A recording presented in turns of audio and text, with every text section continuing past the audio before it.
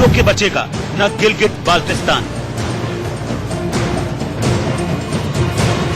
खंड खंड होने लगा पाकिस्तान। ये बात कि ये हिंदुस्तान के हिटलर को रोको, ये बात कि इसको बताओ कि कश्मीर पे से कर्फ्यू उठाए और कश्मीरियों को उनका हक दे। आंख का अंधा और नाम नैनसो, इस कहावत की इंटरनेशनल मिसाल बन गए हैं पाकिस्तान के प्रधानमंत्री इमरान खान। जम्मू कश्मीर पाने का ख्वाब देख रहे इमरान इतने अंधे हो चुके हैं कि उन्हें अपने देश की हकीकत दिखाई ही नहीं देती। उन्हें बलूचिस्तान के मुसलमानों पर सेना का जुल्म नहीं दिखता, पीओके के लोगों पर पुलिस का अत्याचार नहीं दिखता, गिलगिट बाल्टिस्तान के लोगों पर टूटता कहर नहीं दिखता, सिंध में हिंदू सिख बेटियों के साथ बर्बरता नहीं दिखती और चीन में उइगर मुसलमानों पर हो रहा अत्याचार भी नहीं दिखता। The Chinese government has been fiercely criticized by especially Western countries for its reported treatment of Uyghur Muslims. Have you had a chance to formally discuss this issue with President Xi of China? No, I haven't, and frankly, you know, we have been facing so many of our internal problems right now that, you know, I don't know much about this problem. मगर बेखबर इमरान के लिए खबर अब ये है कि उनका मुल्क कई टुकड़ों में बंटने वाला है। बलूचिस्तान से लेकर सिंध और पीओके से लेकर गिलगिट बाल्टिस्तान तक पाकिस्तान से आजादी के नारे गूंज रहे हैं।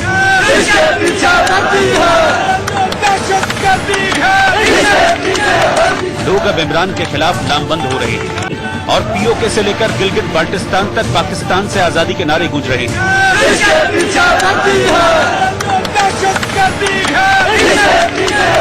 लोग अब इमरान के खिलाफ लामबंद हो रहे हैं। पहले सुनिए पाकिस्तान के सिंधियों की आवाज जो पाकिस्तान से अलग होना चाहते हैं। उन्होंने पीएम मोदी से गुहार लगाई है कि वो संयुक्त राष्ट्र में उन पर पाकिस्तानी सेना की तरफ से किए जा रहे अत्याचारों के खिलाफ आवाज उठाएं। The Pakistani Inter-Service Intelligence Agency (ISI), that is their object, and using some of the people which are from the Sindh as the face value, but the behind is the totally the militaries. वहीं संयुक्त राष्ट्र में बलूचिस्तान के प्रतिनिधि ने भी पाकिस्तानी सेना की बर्बरता बयान की है। बलूचिस्तान के प्रतिनिधि ने जिनेवा में अलग मुल्क की आवाज बुलंद की तो गिलगिट बाल्टिस्तान ने खुद को जम्मू कश्मीर का हिस्सा बताया। Islamic radicalization in Balochistan is being used by the Pakistani authorities as a tool to counter the Baloch national struggle for the right to self-determination. These go together with the enforced disappearances and extrajudicial killing of Baloch nationalists by the security forces.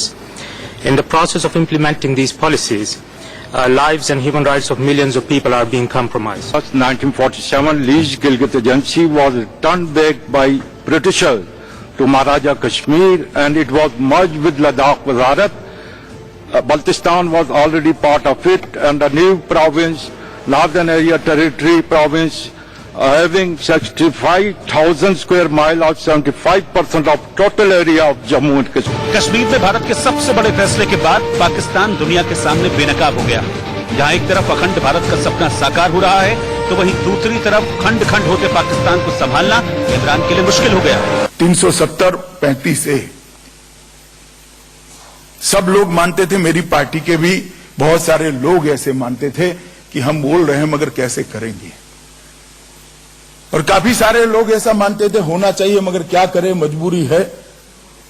5 अगस्त के दिन जब संसद हुई और प्रधानमंत्री जी ने सुबह cabinet में फैसला लिया कि इस देश अब 370 और 35 से मुक्ति चाहता है, अखंड भारत का स्वप्न हम पूरा करना चाहते हैं, और आज इससे भी हम मुक्ति पा ली। और मजहब की राजनीति पर भारत के 2 टुकड़े इन्होंने कराए, भारत और पाकिस्तान बन गया। लेकिन उसके बाद आपने देखा कि 71 में फिर से उस पाकिस्तान जो मजहब के आधार पर बना था उसके 2 टुकड़े हो गए, और ऐसी ही राजनीति का सिलसिला चलता रहा। पाकिस्तान में बहनों भाइयों, इस पाकिस्तान को खंड खंड होने से भी दुनिया की कोई ताकत रोक नहीं सकती है। इसे किसी को पाकिस्तान को तोड़ने की जरूरत नहीं पड़ेगी, यह पाकिस्तान को अपने आप खंड खंड हो जाएगा। हिंदुस्तान ही नहीं, खुद पाकिस्तान में भी इमरान के खिलाफ जो आवाजें उठ रही हैं वो परेशान करने वाली हैं। साफ है कि इमरान के बस का कुछ भी नहीं है। वो बातें चाहे जितनी लंबी चौड़ी करें, लेकिन उनकी मुट्ठी से सब कुछ फिसलता जा रहा है। मैं आज हिंदुस्तान को बताना चाहता हूं कि यहां से इंतहा पसंदी उठेगी। लोग जिन लोगों के ऊपर आप जुल्म कर रहे हैं, लोग इसके खिलाफ लड़ेंगे। कि अगर कल बना था बांग्लादेश, तो फिर आप अगर अपना जुल्म करते रहोगे, अगर पाकिस्तान पीपुल्स पार्टी जैसे जमात खड़े नहीं होंगे, तो फिर कल सिंधु देश भी बन सकता है, सराइकी देश भी बन सकता है, पख्तूनों का देश बन सकता है। सवाल यह है कि इमरान खान आखिर कब तक अपनी आवाम को झांसा देते रहेंगे, कब तक झूठे वादों पर अपनी हुकूमत चलाते रहेंगे। क्या पाकिस्तान से अलग हो जाएगा सिंध? क्या पाकिस्तान से अलग हो जाएगा बाल्टिस्तान? क्या अब पाकिस्तान से अलग हो जाएगा बलूचिस्तान? क्या पीओके पर कूटनीतिक मोर्चे पर इमरान टोटल सरेंडर कर चुके हैं? क्या आतंक के गढ़ पाकिस्तान का दुनिया में नहीं बचा कोई रहनुमा?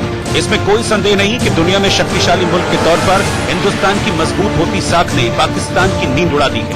अब पावरफुल मोदी के आगे बेबस और लाचार है Imran. Bureau report, India news. प्रधानमंत्री गुजरात में बोल रहे थे और आवाज दुनिया भर में गूंज रही थी। जी हां, सरदार पटेल के एक भारत श्रेष्ठ भारत के सपने को पूरा करने मिशन अखंड भारत का नारा लगा तो पाकिस्तान थरथराने लगा, अलगाववादी बिलखने लगे। वहीं जिनीवा से सिंध के लोगों ने आवाज लगाई, भारत हमें बचा लो। जी हां, इसी बात को लेकर मचा है बवाल और मैं लेकर आया हूं देश का सवाल। जी हां, इसी पर बहस होगी, चर्चा होगी। मेरे साथ एक बड़ा पैनल, बुद्धिजीवी मेहमानों का एक पैनल है, लेकिन मैं ये बता देना चाहता हूं आप सभी को यहां बात करने के लिए बुलाया गया है। सोचे वही जिसका आप बेहिचक जवाब दे सकें और बोले वही जिसका आप जवाब सुन सकें, क्योंकि ये देश का सवाल है। जी हां, मेरे साथ स्टूडियो में मौजूद हैं ललित अंबरदार। जी हां, कश्मीरी पंडित की हिमायत करते रहे हैं, आपने संघर्ष किया है कश्मीरी पंडितों के लिए, बेबाक वक्ता हैं, आप लगातार इनको सुनते देखते रहे। मेरे साथ बीजेपी के प्रवक्ता राजीव जेटली, वो भी मौजूद हैं, सरकार का पक्ष रखेंगे, पार्टी का पक्ष रखेंगे कि आखिर सरकार की तरफ से जो बयान आ रहे हैं उस पर उनकी क्या राय है। मेरे साथ कर्नल दानवीर सिंह, रक्षा विशेषज्ञ, देश की सेवा की है, वो भी मेरे साथ जुड़े हुए हैं। मेरे साथ मसूद हाशमी, राजनीतिक विश्लेषक हैं, राष्ट्रवाद की बात भी गाहे बगाहे कभी कभी करते हैं, लेकिन इसमें विचारधारा आपको साफ झलकेगी। मेरे साथ समीर चौगांवकर, जी हां, आरएसएस समर्थक हैं, आरएसएस की आइडियोलॉजी इनकी है और ये अपनी राय आरएसएस का पक्ष रखेंगे। मुनीब कादिर पाकिस्तान से जुड़ेंगे और मेरे साथ जुड़ेंगे वकार भाटी थोड़ी ही देर में। सबसे पहला सवाल ललित अंबरदार आपसे।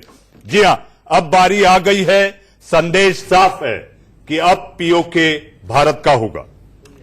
देखिए, मैं बार बार यही कहता रहा हूं कि समस्या कहां से शुरू होती है। समस्या इस 370 और 35A जो अगस्त के महीने में हटाया गया, शुरुआत वही 15 अगस्त 14 अगस्त 1947 से शुरू होती है। 70 साल से हमने कश्मीर के अंदर ये जो मुसीबत पाल के रखी हुई थी, जिसका जो आगे जाके आजादी की जंग बन गई, आजादी की वो वहां पे मुहिम चली कश्मीर के अंदर। उससे पहले शेख अब्दुल्ला ने प्लेबिसाइड का मांग दी और 1990 तक पहुंचते पहुंचते वो जंग कश्मीर जहद में बदल गया। आते ही कश्मीर जहद ने क्या किया, कश्मीर के हिंदू वहां के 5000 साल की संस्कृति का नरसंहार हुआ, खत्म हुए, हिंदू वहां से निकल गए। और उसके बाद अब आगे कहां तक पहुंचा, गजवातुल हिंद। वो कहते हैं कि हमको कश्मीर पे ही हमारी नजर नहीं खाली, हमारी नजर तो दिल्ली के लाल किले में। तो ये जो मैं मानता हूं, जो कश्मीर के अंदर जो पिछले 70 साल से पड़ रहा था, पनप रहा था, वो जो इस्लामिस्ट आर्क मिडिल ईस्ट से उठती है, अफगानिस्तान पाकिस्तान से होते हुए कश्मीर उसका हिमालयन एंड है। तो इसको अगर जब खत्म करना है, विश्व भर में जहां पे भी जहद की मुसीबतें हैं उनको जंग के नजरिए से देखता है। इसे मिलिट्री प्रॉब्लम का समाधान मिलिट्री तरीके से ही हो सकता है। जो आपने 370 और 35 से हटाया, वो एक शुरुआत है, एक पॉलिटिकल इनिशिएटिव है उस इस्लामिस्ट इंफ्रास्ट्रक्चर तोड़ने के लिए जो पिछले 70 साल से पड़ा है। लेकिन सर, कश्मीर जहाज को मिलिट्री ट्रैक करना पड़ेगा। कंक्लूजन 10 सेकंड, उस मिलिट्री कंक्लूजन, एक मिलिट्री ऑब्जेक्टिव यही हो सकता है कि आप ये कश्मीर जहद का वॉर थिएटर एलओसी के पार ले जाएं, और उसके लिए लाजमी है कि हम पाकिस्तान मकबूजा कश्मीर, जिसके अंदर गिलगित बल्तिस्तान भी आते हैं, उनको हम आजाद कराएं और वहां पे हिंदुस्तान का झंडा हो। मैं समझता हूं मिशन अखंड भारत। जी हां, जैसा कि मैंने पहले कहा था, वकार भाटी भी जुड़ेंगे, वो भी जुड़ चुके हैं, लेकिन मैं सबसे पहले अब चलता हूं राजीव जेटली जी के पास। राजीव जी, विदेश मंत्री ने साफ कर दिया पीओके भारत का हिस्सा है और अब वो हमारा होकर रहेगा। तुम्हारे सपनों में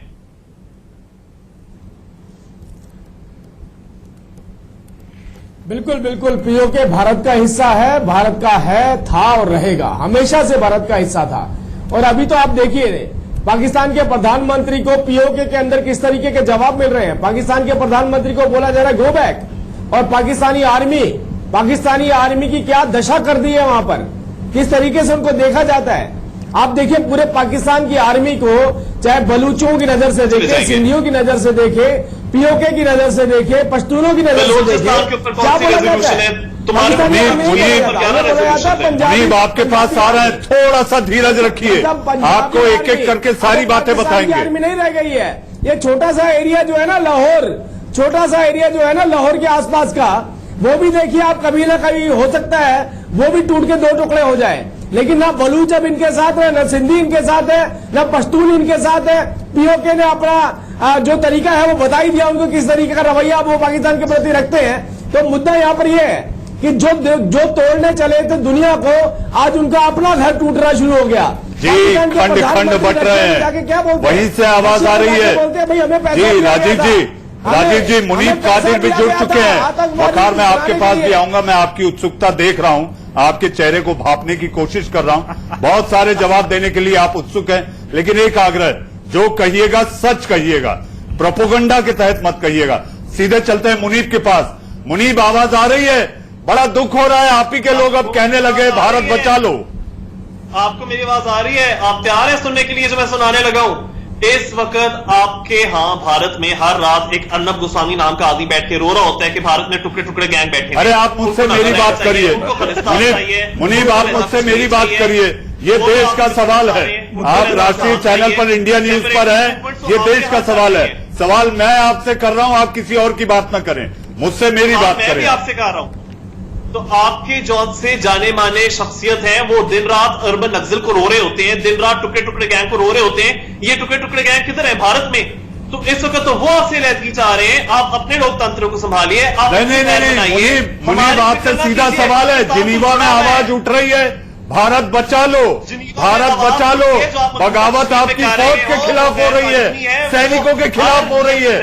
पीओके की तस्वीरें देखिए, तख्ता पानी की तस्वीरें देखिए, इस्लामाबाद का तख्ता पलट सकता है। यूरोपियन पार्लियामेंट के अंदर जो आप लोग ह्यूमन राइट्स अब्यूजेस कर रहे हैं, वो डिबेट हो रहा है। जैसे हम इधर बैठकर बात कर रहे हैं, यूरोपियन पार्लियामेंट में इसी समय ये टॉपिक रेज किया जा रहा है। यूरोपियन पार्लियामेंट के मेंबर्स ने भी कहा है कि इस वक्त मकबूजा कश्मीर में जो भारतीय फौज कर रही है वो बहुत ही गलत है। फ्रेडरिका मोनेरिगा जो कि चीफ है ह्यूमन राइट्स, मुझे तरस आ रही है तरफ से, मुझे वो भी मुनीब आप पर तरस आ रही है, मुनीब आप पर तरस आ रही है। वकार भाटी जरा समझाओ मुनीब को कि वो जो ख्वाब पाल रहे हैं वो केवल ख्वाब ही रह जाएंगे, तिरंगा लहरने वाला है, भारत ने ऐलान कर दिया। वकार बताओ, वकार बोलो।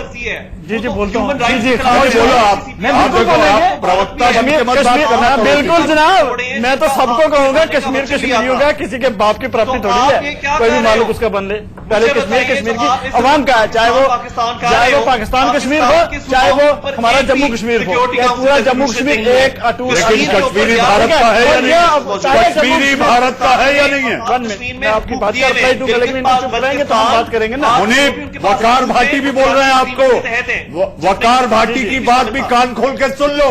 जिस पर आप दावा करते हो वो आपके नहीं है। सर आज मैं एक सवाल जरूर करूंगा, पाकिस्तान के जो हमारे प्रवक्ता हमारे भाई बैठे हुए हैं उनसे एक सवाल मैं जरूर करूंगा। मैं जम्मू कश्मीर से हूं, मेरा नाम जनाब वकार जवट्टी है, मुस्लिम कौम से हूं और जोरीपुंज से हूं, जहां सीज फायर वायलेशन होता है और दोनों तरफ मेरे कश्मीर के भाई मरते हैं।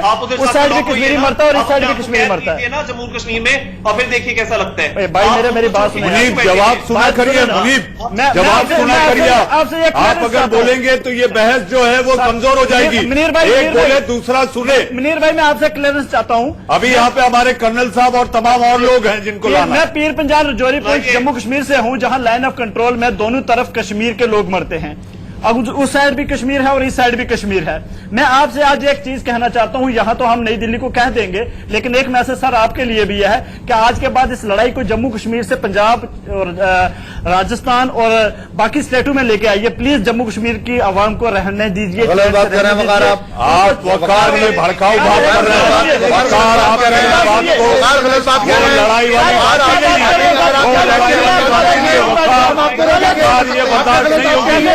आपको लड़ाई से तकलीफ है, आपको लड़ाई से तकलीफ है, हमारा नहीं है, क्यों नहीं हमारा? जम्मू कश्मीर को क्यों चुनाव कर रहे हैं? क्यों चुनाव परसों हमारी बहन ये चीज याद रखिए, जो जिस कश्मीर को लेकर आप बात करते हैं वो भारत का है। जम्मू कश्मीर में परसों मेरी बहन मारी गई है, ललित बच्चे मारे जाते हैं। अरे पूरी बात में आपने बीच में टोका क्यों? आपने बीच क्यों टोका? कैसे कह दिया पंजाब राजस्थान? तो अब जीत लड़िए ना। 70 साल से क्या अड्डा बना के रखा तुम लोगों ने जम्मू कश्मीर? वकार आप जानते हैं कहाँ बैठे? जम्मू कश्मीर में आप कहाँ बैठे? आप कहाँ बैठे? आपके सामने कौन बैठा? क्या इसको मैसेज दे रहे हो? आप पाकिस्तानी को क्या बता रहे हो? क्या बता रहे हो? पूरी बात क्या बता रहे हो? हिंदुस्तानी नहीं है, आप उसको क्या बता रहे हो? हिंदुस्तानी नहीं है। दिल्ली को नहीं बोला, हिंदुस्तान को बात कर रहा हूं। सुनिए, पूरी बात सुनिए, पूरी पहले पाकिस्तान के जो आप है ना, सुनिए सुनिए ये सुनिए, आपकी चीफ वकार और इस तरह का प्रोपेगेंडा मत करिए। आप कैसे कह सकते हैं पंजाब और राजस्थान के बारे में? क्या बोला? मैंने बोला नहीं, क्या बात कर रहे हैं? जम्मू कश्मीर को टारगेट किया। ललित अमरदास मुनीब को एक संदेश जाना चाहिए। कश्मीरी आवाम हमारे भाई हैं, हमारी बहन है, मसूद हाशमी, हमारे अपने लोग हैं। वकार मैं आपको पहले बता देना चाहता हूँ, देश का सवाल में आप इस मंच, जब तक पूरी बात सुनोगे नहीं तो आपको समझ नहीं वकार आएगी। आप मुनीब से बात करिए। ललित अमरदास मुनीब, वकार पाकिस्तान को हिंदुस्तान की तरफ से एक आवाज में सुन लीजिए। कश्मीर जो है वो एक रियल एस्टेट नहीं है, जमीन का टुकड़ा नहीं है। कश्मीर हिंदुस्तान, ललित अमरदास मुनीब, वकार पाकिस्तान को हिंदुस्तान की तरफ से एक आवाज में सुन लीजिए। कश्मीर जो है वो एक रियल एस्टेट नहीं है, जमीन का टुकड़ा नहीं है। कश्मीर हिंदुस्तान की तहजीब का फाउंटेन हेड है। अब सुनिए, एक बार कान में डालिए। कश्मीर हिंदुस्तान की, सुनिए, कश्मीर में इस्लाम आपका मौक़िफ़ जो कश्मीर के मुतल्लिक़ है कि कश्मीर में मुसलमान रहते हैं। मुसलमान कश्मीर में 700 साल पहले आए। सुनिए, कश्मीर में मुसलमान इस्लाम 700 साल पहले आया। 5000 साल से पुरानी विरासत है कश्मीर की। हिंदुस्तान की जो तहजीब है उसकी जो कश्मीर की। अरे सुनो आप मेरी बात, जो है वो टॉर्चर कर रहे हैं, इलेक्ट्रिक ये जो आपको बता रहे हैं, सुनिए, रात को हिंदुस्तान में आप जो ले जाते हैं, वहां कर जाते हैं, उनका अपहरण करते हैं। ये वकार भट्टी जहाँ से आते हैं ना, ये भी मुसलमान है। आप गोलाबारी करते हो, इनके इलाके में करते हो, मरता वहां पे आप कहते हैं कि मुसलमान है।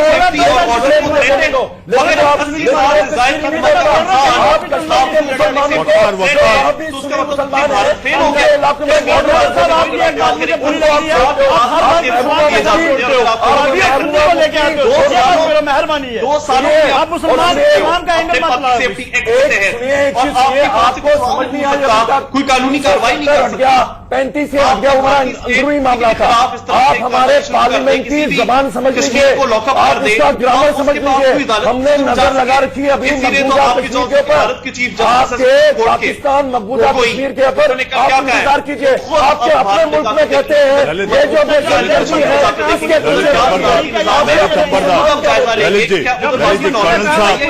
कर्नल साहब 370 क्या सबसे बड़ा रोड़ा था जिस तरीके से ये लोग बात कर रहे हैं, और सरदार पटेल के सपने को क्या कांग्रेस पूरा नहीं कर पाई, इसलिए बीजेपी को ये करना पड़ा।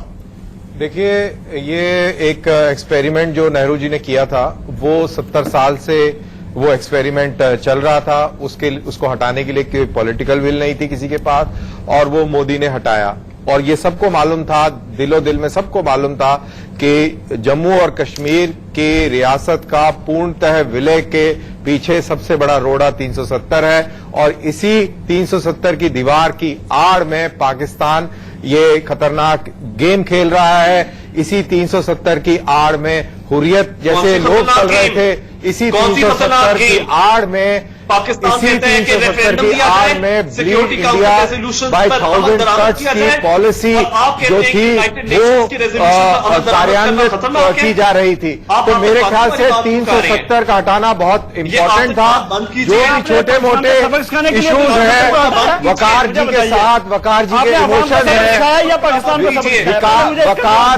वकार भाटी के जो इमोशन है, या आप इसी मुल्क का हिस्सा हो? बिल्कुल वकार भाटी बिल्कुल इसी मुल्क का हिस्सा है। मैं वकार भाटी को अच्छी तरह जानता हूँ, अच्छे आदमी है।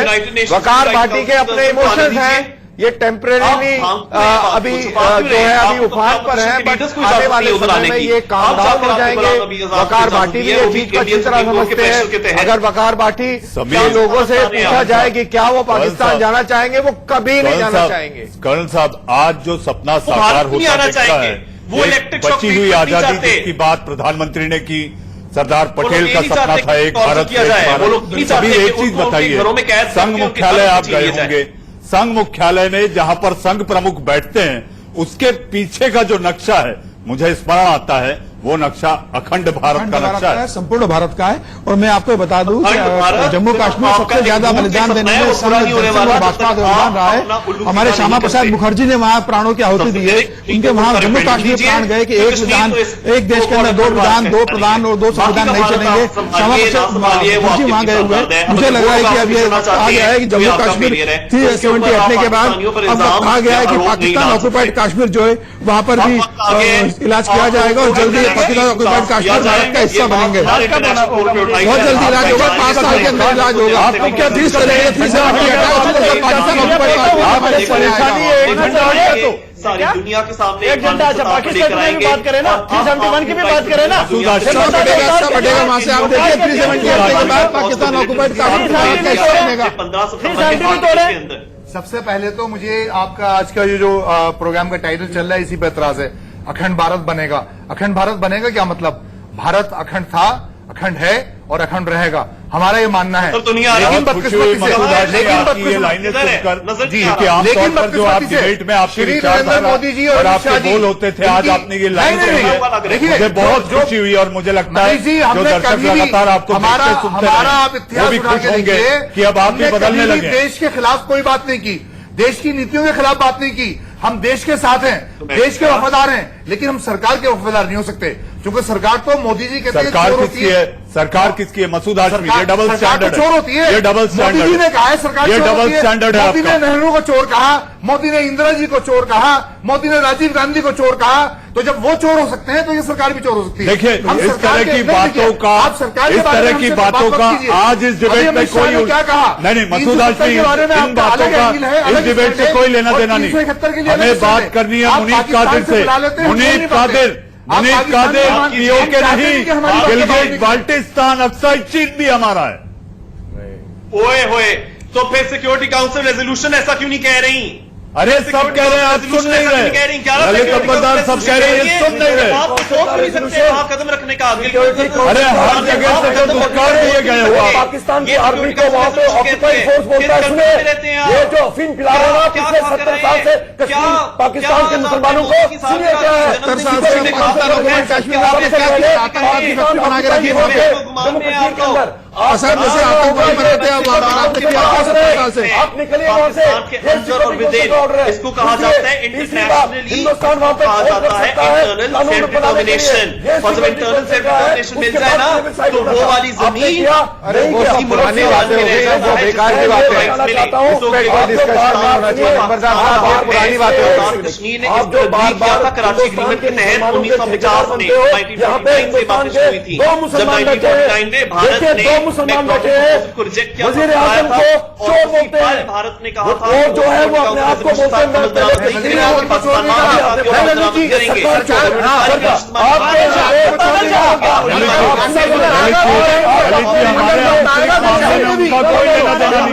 हमारे आंतरिक मामले में उनका कोई लेना देना नहीं है। हमें चर्चा उनसे, हमारी जो बहस है कि हमारा हत्याया, हमारा चोरी किया हुआ जमीन जो है वो हम लेकर रहेंगे। इसका मतलब है कि इनके सामने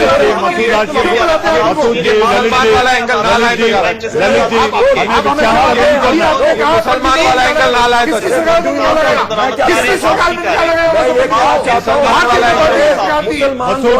उनके राइट्स हैं। ये मैं कहना चाह रहा हूं आपको, हिंदुस्तान के अंदर हिंदू हो मुसलमान हो किसी भी धर्म का हो उनके पूरे हकूक हैं।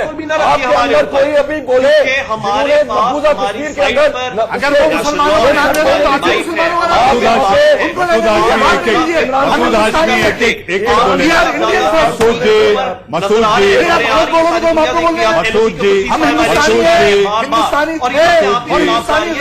जी, मैंने तो इस बात की आपकी तारीफ की थी कि आज आप वही बात कर रहे हैं और आज आपका रंग भी जो है, आपका रंग भी आज बड़ा बढ़िया रंग है। देखिए आप राष्ट्रवाद में लगे नजर आ रहे हैं, आज आप राष्ट्रवाद में लगे नजर आ रहे हैं। ललित जी, मसूद जी, ललित जी आप अपनी बात रखें, मुझे फिर दूसरों पे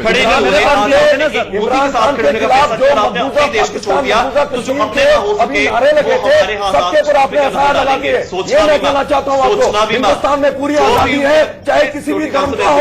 नरेंद्र मोदी के बड़े उठा सकते हैं आपके यहाँ पे, हमारे यहाँ जेएनयू में आप ठीक कह रहे हैं भारत के लोग टुकड़े होंगे इंशाल्लाह। यहाँ हमारी जेएनयू यूनिवर्सिटी में हुआ, लेकिन हमारे यहाँ पे उनको गलत एग्जाम में नहीं हुआ, नहीं हुआ। नीट से बात कर रहे हैं,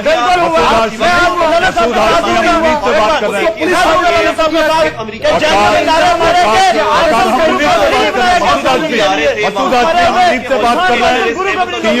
बाद वकार आप क्यों बेतुकी बातों की दलीलें देते हैं जिसका कोई आधार नहीं है आपके पास? वकार क्या आधार है आपके पास? सिर्फ केवल अपनी बात रखी है, इसलिए आप कुछ भी कह रहे हैं।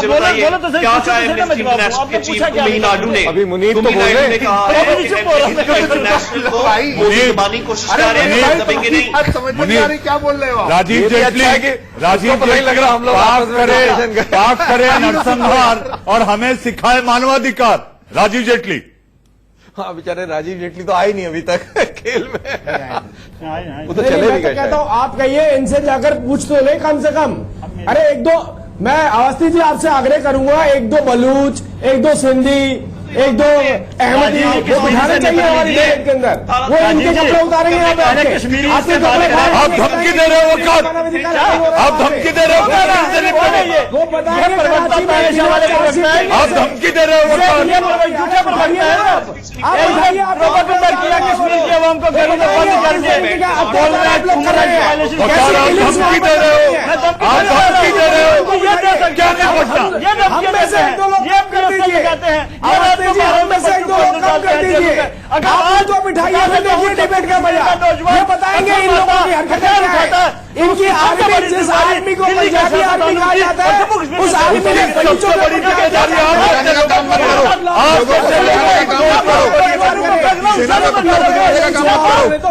नहीं छोड़ा, में सारे अधिकार छीन लिए, नए नए कानून लेकर के आए वहां पर। जैसा नहीं होना चाहिए, लेकिन मैं कहता हूँ भारत में लोगों से जो पाकिस्तान की बोली बोलते हैं और मुनीब जैसे लोग जिनकी जुबान में ताकत नहीं है, फिर भी वो झूठे प्रोपेगेंडे के तहत दुष्प्रचार करते हैं। भूखे मरेंगे, मुनीब से मेरे को कोई लेना देना नहीं है। अवस्थी जी भूखे मरेंगे, ये भी इमरान खान के साथ तरीके का राज मांगना पड़ेगा, जिस तरीके का वो कर रहे हैं तो उनको ऐसे ही पकड़ के ले जाएगी। लेकिन यहाँ पर हमारे वकार भाई बैठे हुए हैं, इनको आईबी पकड़ के नहीं ले जाएगी, आपके स्टूडियो से बाहर जाएंगे। ये खासियत है हिंदुस्तान की और ये खासियत है इस जमहूरियत की। तो मुनीब की ये परेशानी होगी, पर वकार की ये परेशानी नहीं है। लेकिन मैं कश्मीर को बहुत नजदीक से देखा है, जाना है, समझा है। मैं वकार की जो अनकंफर्टेबलनेस है उसको मैं समझ सकता हूं, लेकिन आपको यह भी समझना चाहिए कि वकार कोई देशद्रोही नहीं है। वकार बिल्कुल हिंदुस्तानी है, वकार ने हिंदुस्तान का परचम उठाया है, बढ़िया आदमी है। इस चीज को इसको टारगेट ना किया जाए जब हम डिस्कशन और डिबेट करते हैं। लेकिन जहां तक मुनीब का सवाल है, मैंने कहा वो उसकी मजबूरी है, उसको उसके हाल पर हमें छोड़ देना मजबूरी में कम से कम यार पत्रकार हो, सच कहा करो। धर्मांतरण की फैक्ट्री खुद बनाए रखते हो, तुम्हारा है, आतंक को पालते पोसते हो, वकार जैसे लोगों की सोच में जहर भरते हो। कश्मीरियों को उनके हकूक दिए जाए। आप पत्रकार हो, पत्रकार को आपकी पहुंचेगी कि आपने क्या किया था। वकार मुनीब को सुनने दीजिए, मुनीब को सुनने दीजिए। क्या जवाब देंगे आप? थोड़ा क्या प्रेशर है, क्या आप तो पत्रकार हो, आप इंडिपेंडेंट थिंकर्स होने का दावा करते हो। आज ईमानदारी से अगर आपको बोलना है कि ये मुल्क के आप बाशिंदे हो, मुनीब से बात करिए। आप इस मुल्क के बाशिंदे और आपने कहा था मैं जय हिंद वंदे मातरम बोलूंगा। हाँ तो हिंदुस्तान माता की जय फारूक अब्दुल्ला बोलता था, उसको अंदर ठोक दिया। अरे तो मुनीब को बोलो, बाय बाय कर दिया। मुनीब को बोलो हिंदुस्तान की जय। मैंने भारत माता की जय पहले बोल रहा था और बेचारे ने असदबल में मार भी खाई उसकी वजह से। अरे आपसे बात कर रहा हूँ, आपसे बात कर रहा हूँ, मैं मुनीब से आपकी बात वकार, मैं मुनीब से आपकी बात कर रहा हूँ। आज जम्मू कश्मीर का आपसे एक सवाल पूछेगा नौजवान, मैं आप बीजेपी के प्रवक्ता उसे पूछूंगा और बीजेपी के सपोर्टर से जरूर पूछूंगा कि जम्मू कश्मीर का हर नौजवान आज एक सवाल आपसे जरूर पूछेगा कि जो लोग हिंदुस्तान का तिरंगा उठाते थे, जो लोग अपनी जानें देते थे, फारूक अब्दुल्ला जैसे, महबूबा मुफ्ती जैसे, उमर अब्दुल्ला जैसे, या जितने भी बाकी लोग हैं ऐसे जिन लोगों ने अपनी जिंदगियां दी हैं, मैं आज आपसे पूछना चाहता हूं कि आपने उन लोगों के ऊपर आज पीएसए लगाए हैं, उन लोगों को आज जेलों में डाला है, तो मुझे बताए आज के बाद जब कहीं चुनाव आप करें जम्मू कश्मीर में तो कौन तिरंगा उठाने का हिंदुस्तान की जमहूरियत के आगे आएगा? पहले मुझे इनके जहरीले बयान आपको याद है? इनके जहरीले बयान आपको याद है? ये भारत को धमका रहे थे, भारत को धमकी दे रहे थे, भारत की जेल मिली, इनाम मिला, वकार ललित अंबरदार, इनको बताइए इनके क्या क्या बयान क्या रह गया? वकार ने सारा कुछ सारी पोल खोल दी। बिहार के चीफ मिनिस्टर जेल के अंदर है, भूतपूर्व चीफ मिनिस्टर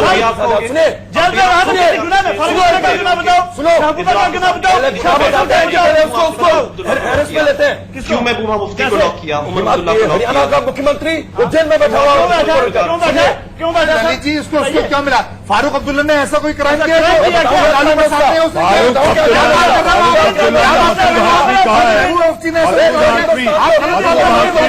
अब्दुल्ला ने क्या कहा है कि अगर 370 समाप्त हुआ तो इस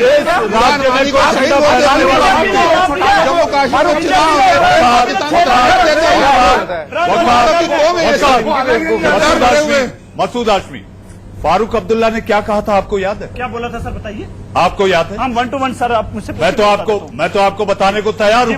अगर 300 अनुच्छेद 370 हटाया गया, समाप्त हुआ, तो हमारी पहचान है फारूक साहब के अंदर फहराने वाला नहीं बचेगा, हमारी पहचान है फारूक साहब के अंदर फहराने वाला नहीं बचेगा। मैं फारूक साहब के अंदर बोल रहा हूँ, आप इस मुल्क को धमकी देते हैं। जो हमारी शान है, जो हिंदुस्तान की जमहूरियत रह गया था, हिंदुस्तान का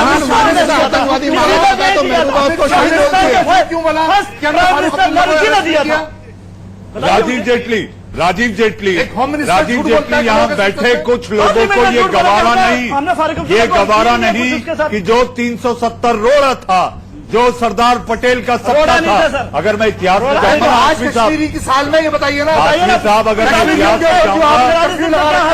में जाऊंगा तो आजाद भारत के वक्त 17 लोगों में से 14 ने कहा था कि प्रधानमंत्री सरदार पटेल होने चाहिए। तो मुझे इतिहास में नहीं जाना है। राजीव जेटली 370 रोड़ा नहीं दिखता लोगों को। अवस्थी जी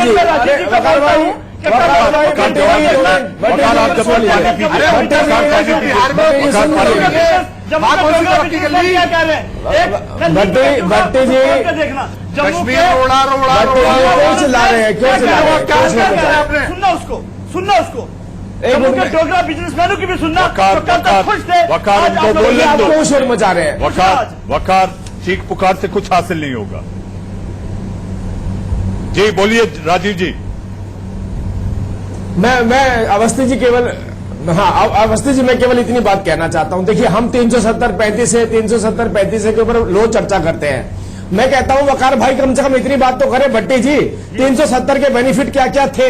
हम तो बेनिफिट बता रहे हैं ना 370 35 से हटने के, कि महिलाओं को अधिकार मिल गया, वह सफाई कर्मचारी, सफाई जान भाई, अरे बड़े भाई, अरे वो तानाशाह के बोले मेरी बात सुनो, उसके एक काम करो, 22 लाख हिंदू मेरी बहनों को इंसाफ दो, न तलाकशुदा है न शादीशुदा है, बार भी ठेकेदारी लेके बताएगा बेनिफिट, अपनी बहन की हिफाजत कैसे करनी है और अपनी बेटी की हिफाजत कैसे करनी है, ये कोई तरीका नहीं है। ट्रिपल तलाक का केस तो अभी कोई नहीं सुनेगा। वकार बहन बेटियों की बात कर रहे हो, पीओके में जो हो रहा है उसको वकार बहन बेटियों की बात कर रहे हो, जो जुल्म सितम की कहानी पीओके में है, सिंध में है, बलूच में है, जरा कभी उसमें एक बार ट्विटर पे लिख तो दो, एक बार लिख तो दो वकार, एक बार लिख तो दो।